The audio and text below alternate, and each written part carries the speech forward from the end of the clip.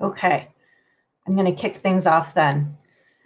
So welcome everybody that's joining us. This is the Policy Advocacy Saving Your Business and the Planet Lab.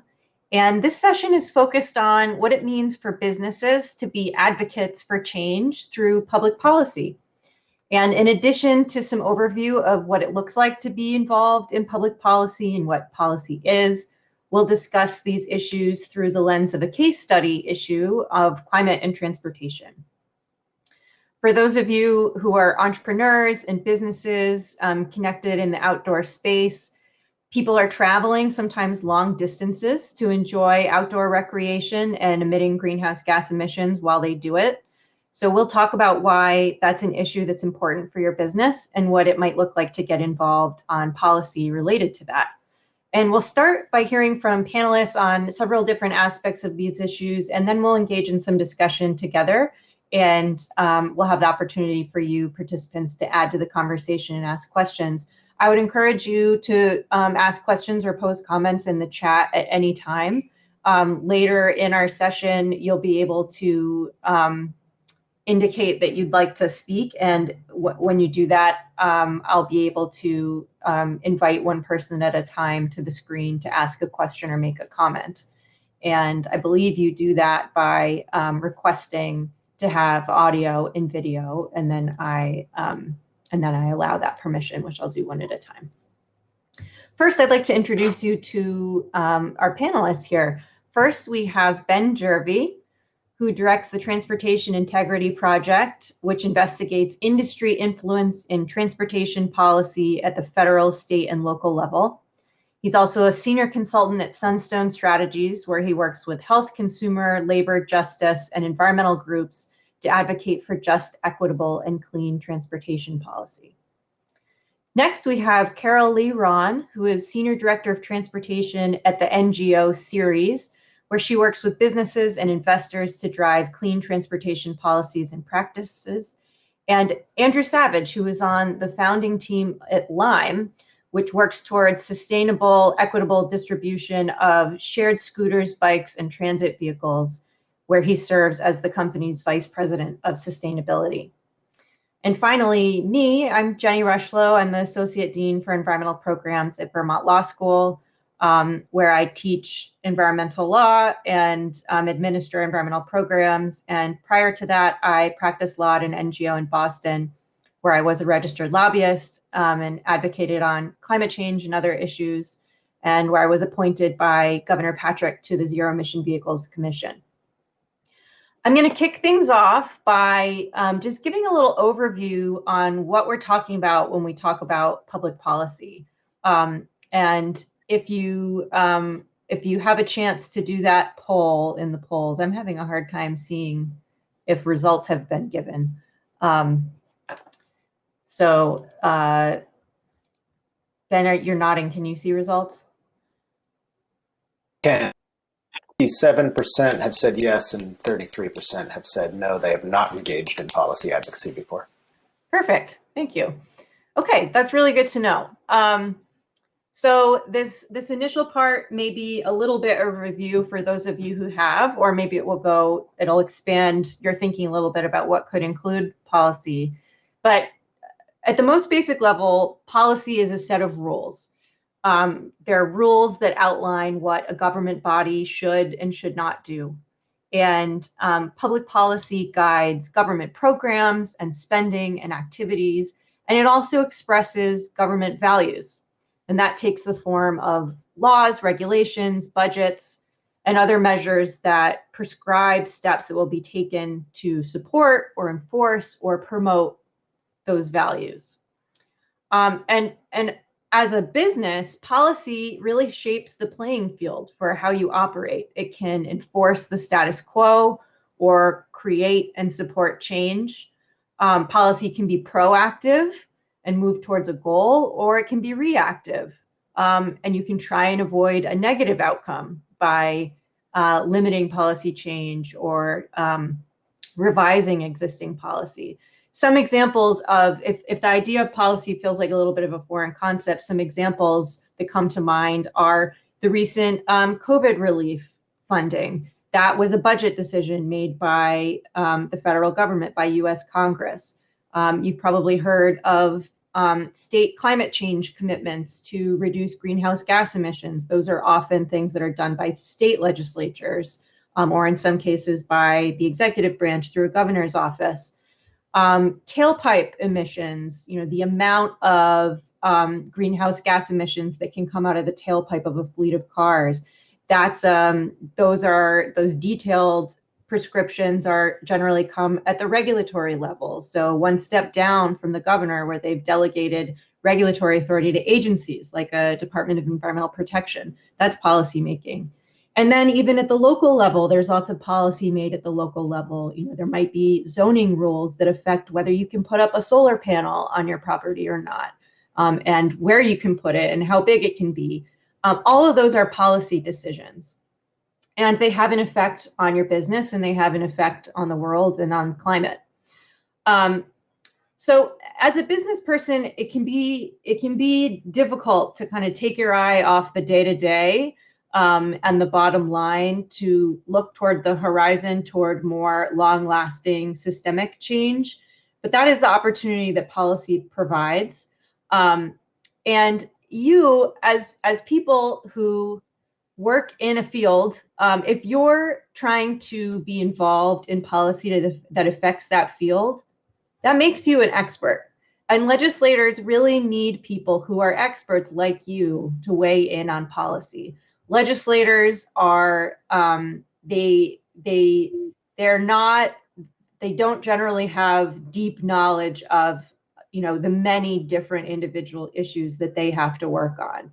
And they need people who are deeply involved in the issues that they need to legislate on or regulate to help them do a good job. And so you are in an excellent position to do that. So you may find yourself in the position of needing to react to proposed policy. I think that's often the case for people, but you may also be in the position of wanting to drive a new policy solution.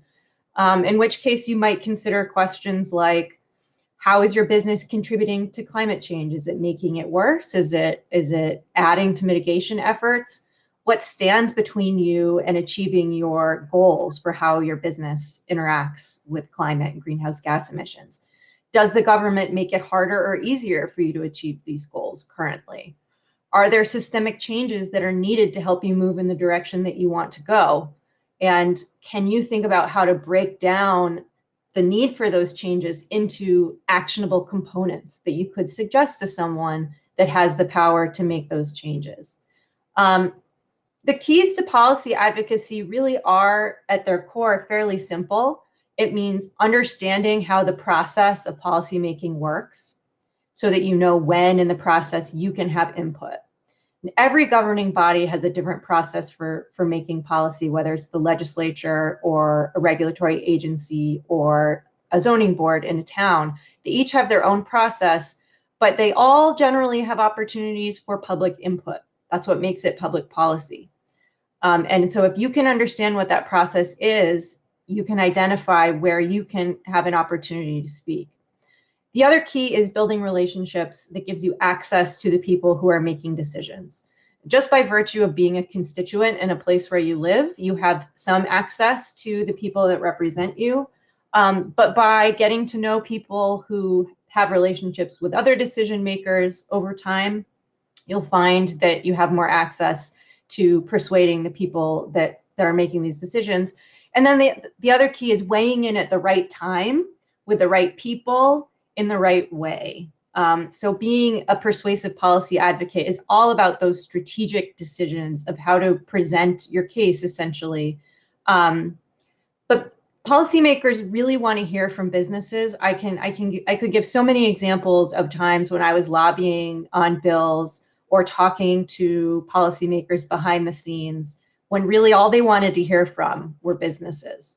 They're frankly, when I was an advocate at NGO, just speaking for myself, I mean, they were happy to learn more about the issues from me, but they really wanted to know how the policies they were talking about were going to affect businesses. And so you have a lot of sway with policymakers.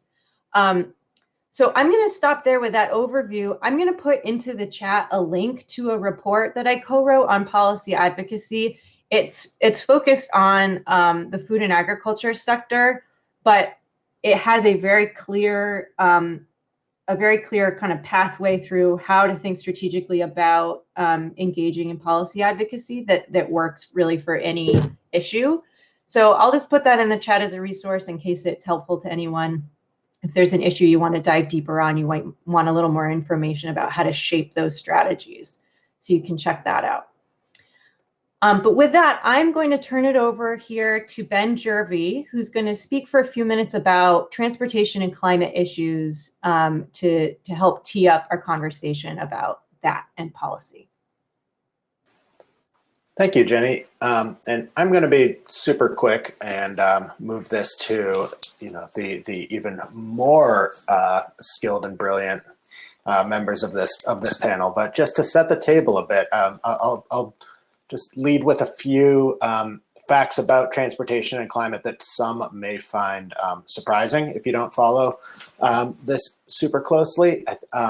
First of all, just transportation today is the leading source of greenhouse gas emissions in the United States. As of 2016, it overtook the electric sector as the leading source of our country's climate pollution. It's now responsible for 28% of greenhouse gas emissions.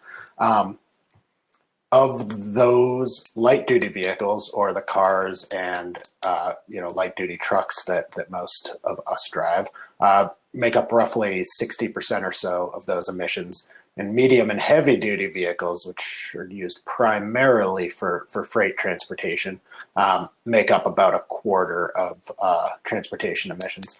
That percentage is rising for medium and heavy-duty vehicles, is rising fast with this dramatic increase in emissions from fleet and delivery vehicles. And as you start to incorporate the true costs of free shipping into the emissions calculus.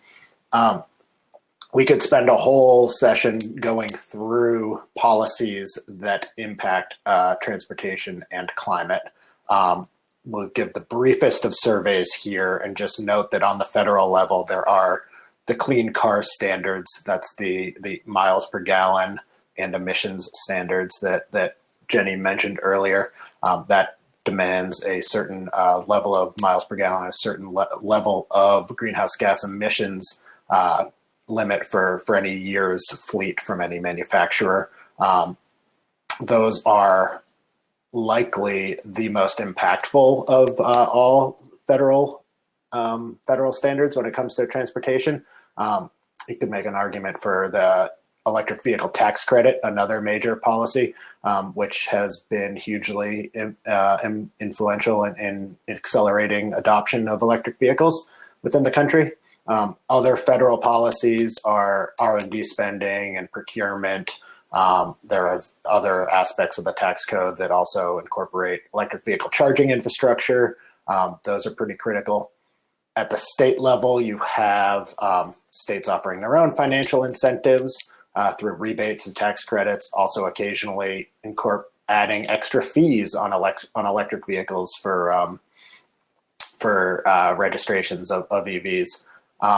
You also have, through a really important but curious quirk of the Clean Air Act, California has a right to set its own emissions standards that can be more stringent than the federal standards. And that hasn't been an issue, it was not an issue, I should say, for about a decade. And then with the last administration, it became an issue again as the last administration attempted to roll back the federal clean car standards. These California standards, any other state can also adopt, so that becomes a pretty massive policy lever within a lot of states. And we see a lot of businesses getting involved in advocacy around that. Some less obvious realms of policy that are really ripe for advocacy because they are less known, but can be well influenced. You might not think about zoning and planning when you think about, or about permitting, when you think about clean cars and clean transportation, but as it relates to getting electric vehicle infrastructure installed, as it relates to micro-mobility solutions, like we'll hear more from Andrew. These zoning and planning and permitting decisions are pretty massive. Similarly, at the state level, some state legislatures are currently debating whether to prohibit the direct sale of vehicles, which is it's the only dealers that are really engaging in direct sales are dealers of electric vehicles right now, Tesla and Rivian being the two largest, or the two most prominent, I should say. So those are kind of veiled attempts by dealers to push back against electric vehicle policy. We could go on forever, like I said, but we're going to move along here and come back for questions later. And yeah, happy to engage on this. Great. Thank you so much, Ben. So next we're going to turn it over to Andrew, who's going to speak for a few minutes about why entrepreneurs should care about transportation and climate. Sure. Thanks, Jenny. I think first off, it's the right thing to do to meet the scale of the problem that we face. But I think second, it's also the size of the opportunity that exists. As Ben mentioned, nearly a third of all climate pollution is from the transportation sector. Virtually across the board, though, we know of ways to decarbonize this sector. It's more of a matter of entrepreneurial insight, capital, and policy alignment. So it's all possible.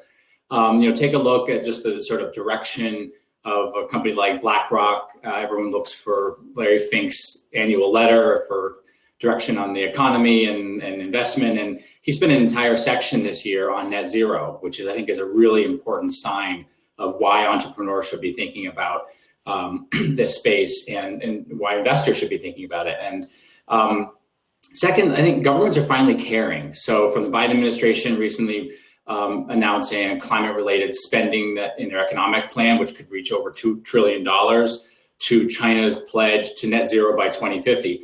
All of that presents a opportunity and a landscape for entrepreneurs to meet that need and to sort of fill the marketplace with the technologies and the know-how that governments and consumers are looking for.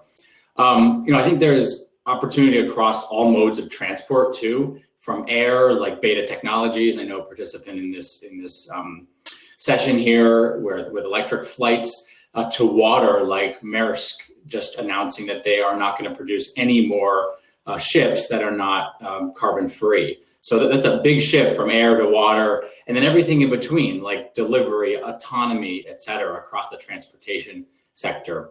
In micromobility, where Lime is, trips under 5 miles represent a $0.9 trillion market, so $900 billion.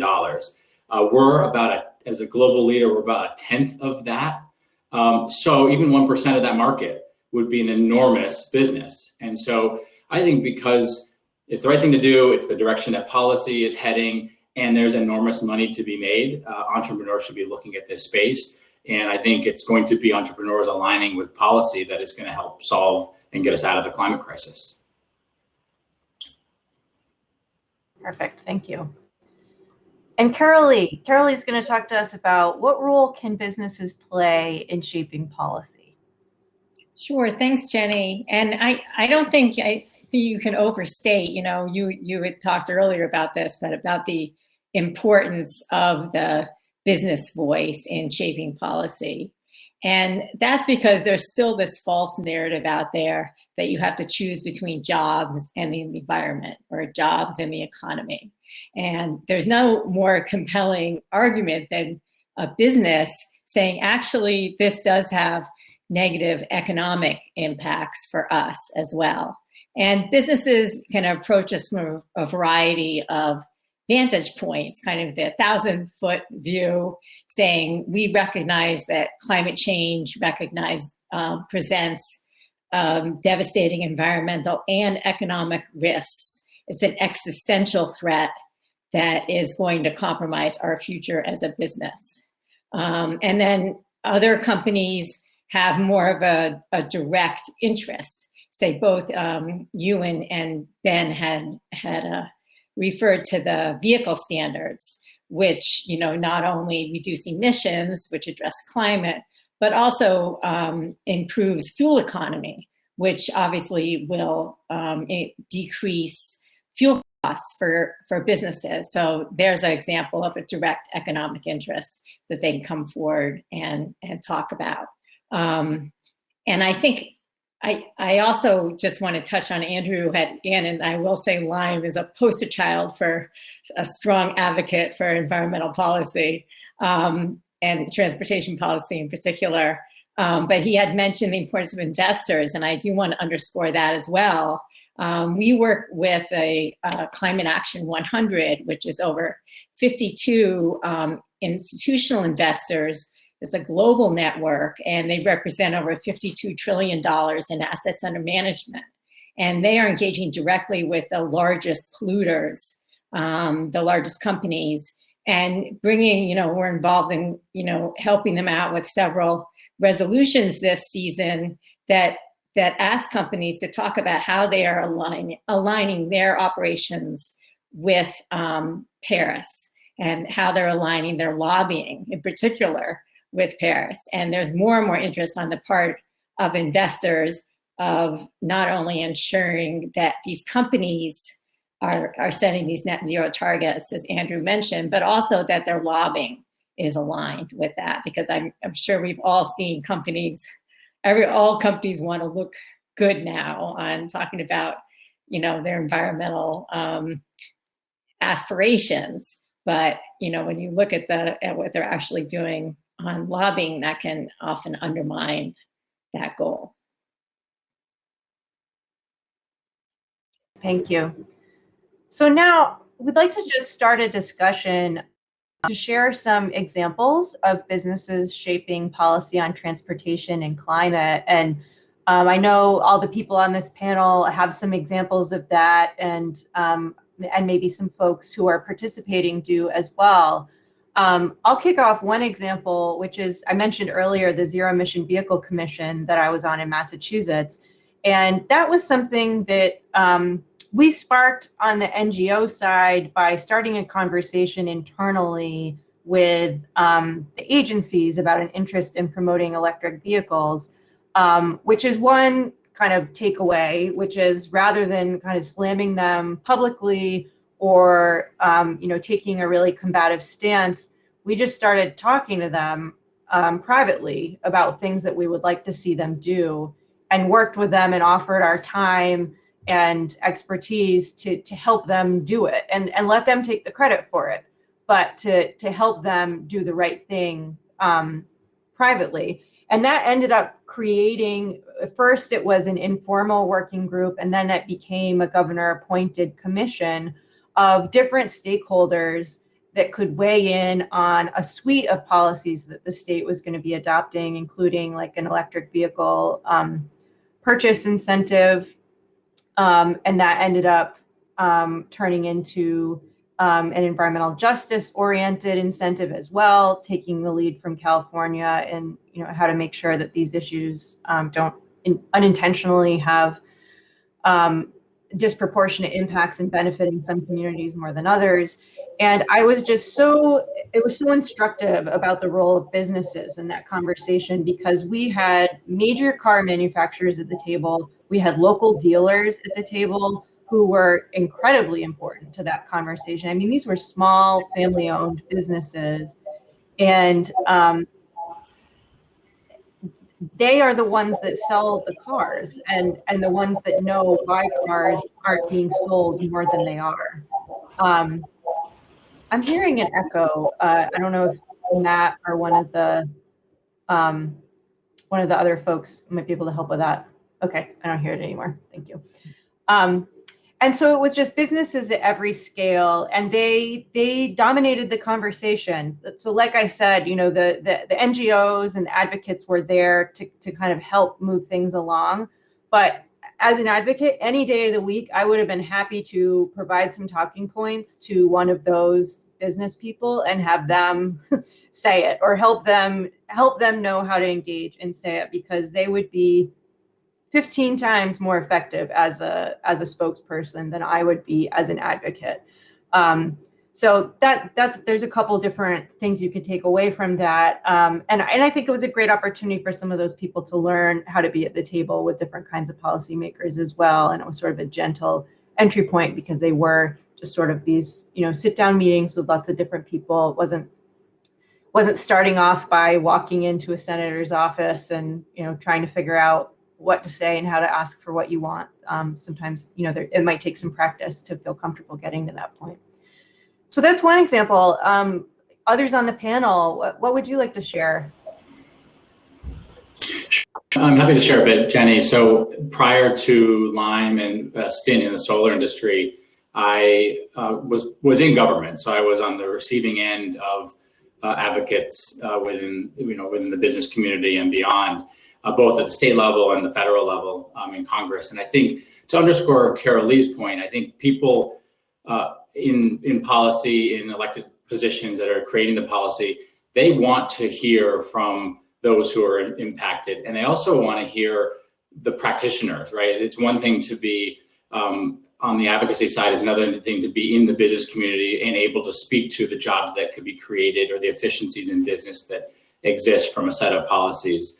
Then more specifically, I was in the renewable energy industry in Vermont, and to the extent that renewable energy is sort of the precursor to electrifying transportation, to link it back to transportation, we were there creating the new rules around where solar could be sited, how it would be permitted, whether or not you could have virtual net metering, for example, to get very specific. And those were the policy the policies that had an impact on what the industry looked like going forward. Things that we did in terms of the tools were we would get sign-on letters from 100 plus businesses around the state saying, if we do X, Y, and Z, it will lead to A, B, and C. And those types of activations, I think, can be incredibly helpful. It brings in more than just the businesses that stand to benefit, but it shows the broader set of impacts on the economy. I think that's really an important tool within the advocacy sector. And then just thinking more specifically about Lime, like we wouldn't have an industry if it weren't for the advocacy work that we do. We were a technology that didn't really exist in the codes and the policies in most cases in any part of the world. And as a sort of disruptive technology, as a business, it's part of survival, of being at the front of the conversation with city councilors, with mayors, et cetera. A very specific example is in New York City, one of the most coveted markets for micromobility in the world. Micromobility, including e-bikes, up to 6 months ago, were illegal. So over the last 3 years, and sometimes it takes this long, we had an effort to bring micromobility to New York City. That started with going to Albany and getting the laws changed around scooters and e-bikes. And then it went to the city and getting them to open up a program to authorize their use. So I think that's an example of sort of a specific business or sector that was advocating for certain transportation policies over a protracted period of time. Well, that's a great, it's so exciting what Lime is doing in the space of urban mobility. It's so important and great to see you guys making such progress there. Thank you, Kimberly. It's been great working with Ceres on things as well. Great. And I guess what comes to mind for me is I've spent a lot of time on vehicle standards in the last decade now. And I think, one example around the CAFE standards for passenger vehicles, the fuel economy standards, is we did an economic analysis looking at what would the impacts of strong standards be on the auto industry, which is obviously a major driver of the U.S. economy, and found that they would actually benefit the industry, but especially suppliers of fuel, clean fuel technology. And they actually employ 2.5 times more people than the automakers. And so they're obviously an important constituency. And so they were able to take, this analysis and other to kind of make the case for strong standards. So that's an example of kind of bringing in, businesses that had a direct interest in that as well. But there are also many businesses that were, again, as I alluded to, kind of more the 1,000-foot level, recognize the importance of the standards as a climate issue, as Ben described so well, and supported it for that reason. And then similarly with the federal truck standards, and there's actually a lot of companies that are participating in this, were very supportive of that, including Ben & Jerry's wrote op-eds, and Burton was there, and Stonyfield, and as well as, Unilever, General Mills, Patagonia, et cetera, all wrote op-eds, wrote letters, testified at hearings, came to DC to meet with, Gina McCarthy when she was at EPA. And so that, that was a very, very helpful to, and I was in state government, but also, it's great when you can point to a business that's pushing for something, as Jenny had pointed out before, that's a really compelling voice. And so you really can't underestimate, the value of your participation in these issues. And if I could piggyback on that real quickly, and just on the flip side as well, I think it is my role on the panel to knock around the oil industry a little bit here. So we can't underestimate or overstate how well organized and how hard they are fighting against clean car standards and transportation electrification. So the importance of having business entrepreneurial and business advocates speaking up to counter their narratives is critical. We helped expose a couple of years ago how the major trade group of oil refiners and Marathon Petroleum were running like really covert campaigns. This was a New York Times front page story about covert campaigns to influence the clean car standard rollbacks. They are incredibly well coordinated and very savvy with policy advocacy from the federal right down to the municipal level, and deploy really advanced public affairs and PR tactics, and they can only really be countered with other strong business voices. So that's why this is so critical. Yeah, that's a great point, Ben. And we've certainly seen, obviously from certain automakers and Toyota, GM, FCA were all at their joining litigation supporting the evisceration of the standards under the Trump administration. And another example is in aviation. The Trump administration put out very weak GHG emissions rules for planes, and the industry, overwhelmingly supported that. So, there, unfortunately, it's true. There are many examples of the power of companies to undermine strong transportation policies. We've got a good question from the chat here, and just quickly, I wanted to pick up on the thread, Carolee, what you were talking about. You named a few businesses.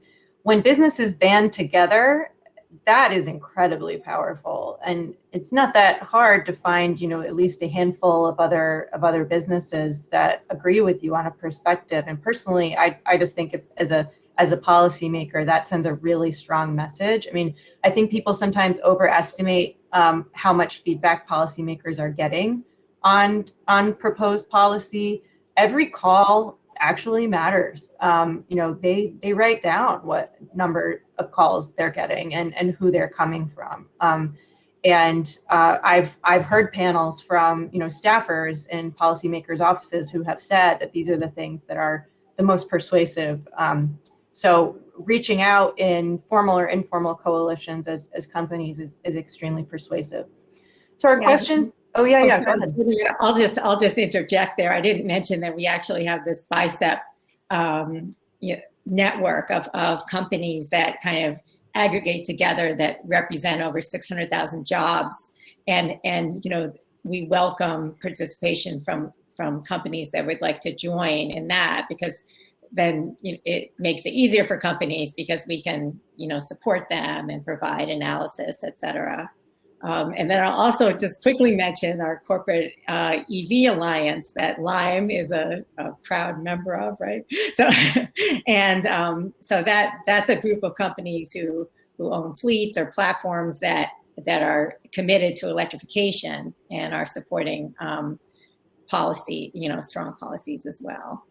Carolee, maybe you could put links in the chat to how folks can get involved with those two things. Sure. I'll just put my email and then people can reach out to me. Okay. Great. And so the question is about the Transportation and Climate Initiative, which, as the question asker indicates, is a regional program in the Northeast that has been pushing for carbon reduction in the transportation sector. It's sort of modeled after the Regional Greenhouse Gas Initiative, or RGGI, in the Northeast, which applies to large power plants.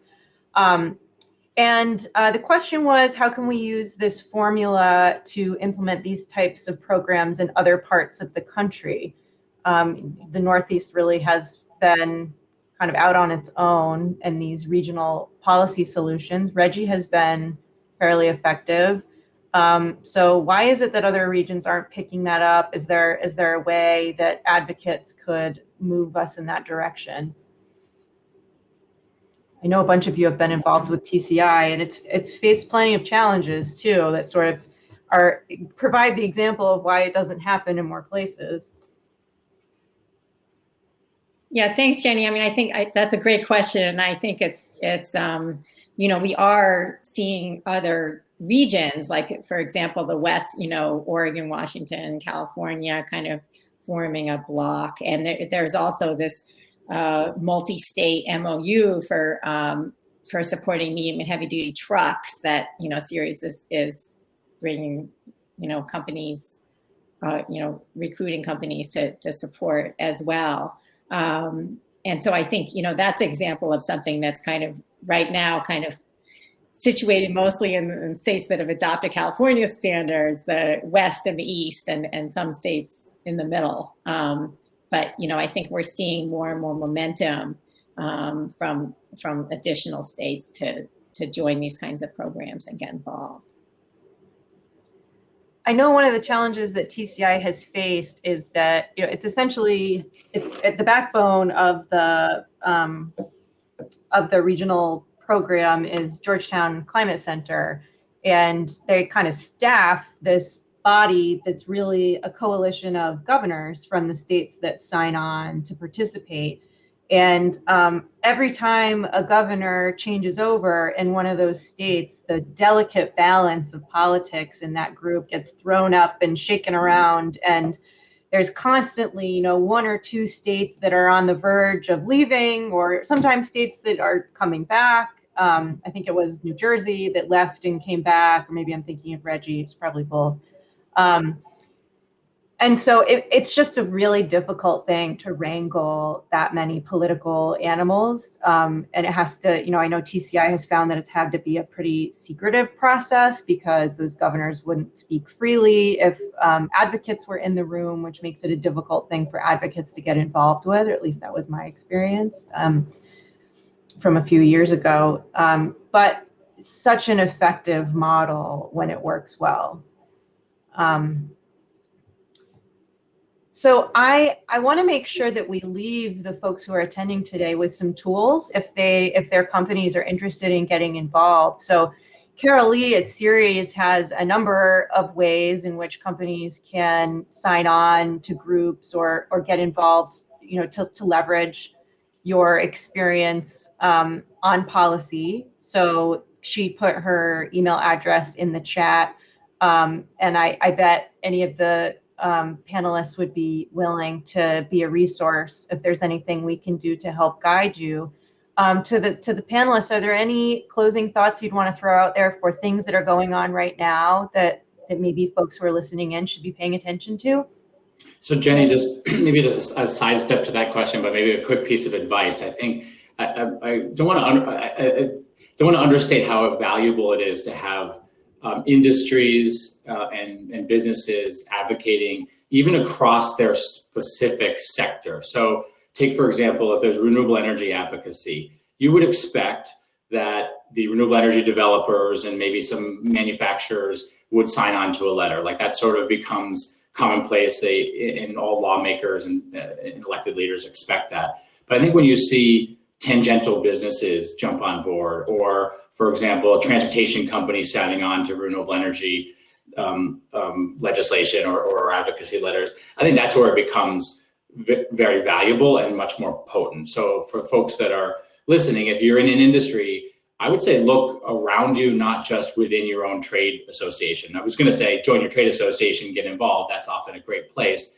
But I would say look around a bit, because I think there's so much value in a more diverse voice on some of these issues. And you know what? You're actually valuable to those groups, and you'll find additional benefits from doing so. I think I mentioned earlier in the renewable energy industry, we would get these 100+ business sign-on letters. We would go to general stores near solar installations going in saying, we like this because it creates business in our community. That was potent because it was in the backyard of lawmakers, but it also crosses industry sectors. And so I would say both look around you and also find some fellow travelers that can come on board that diversify your advocacy asks. So bring in construction crews, bring in those who might not normally be at the table into your space.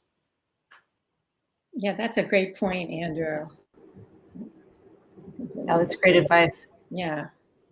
I didn't answer your question, but still. No, that's a good answer. I would just quickly flag how important the fuel economy and emission standards for passenger vehicles are now, the CAFE standards, because we're at a critical point. The Biden administration is in the middle of trying to replace the Trump standards and look at post-2026 standards. And, that's really going to define the future of these vehicles and their emissions, and whether we're going to be able to shift to electrification in time. So I would please keep an eye out for that. I'm happy to always talk about that. And then also keep an eye out for multi-pollutant truck standards at the federal level coming out as well. Great. Ben, any parting words of advice from you? I'd like to just +1 both of Andrew's and Carol Lee's last statements, maybe just adding commerce, turning those into progressive, forces for climate progress is hugely influential, and put the faces of your workers forward. We always hear from the fossil fuel industry how the clean energy transition is killing energy jobs. That's a false narrative. It's a story we can push back on by showing how the clean energy transition is good for jobs and good for the hiring practices of your businesses, so you can expand and grow and thrive in the clean energy economy. Yeah. That's great. Thank you so much to everybody. And thanks to everyone for attending. And I hope this leaves you feeling motivated, excited, but also empowered. Don't be afraid to reach out to those around you who might be able to connect you with opportunities to get involved. It can feel like an intimidating process, but anybody who's fighting to make change will be so excited to help you join them in doing that. Thanks so much. Enjoy the rest of the conference. Great. Thanks, everyone.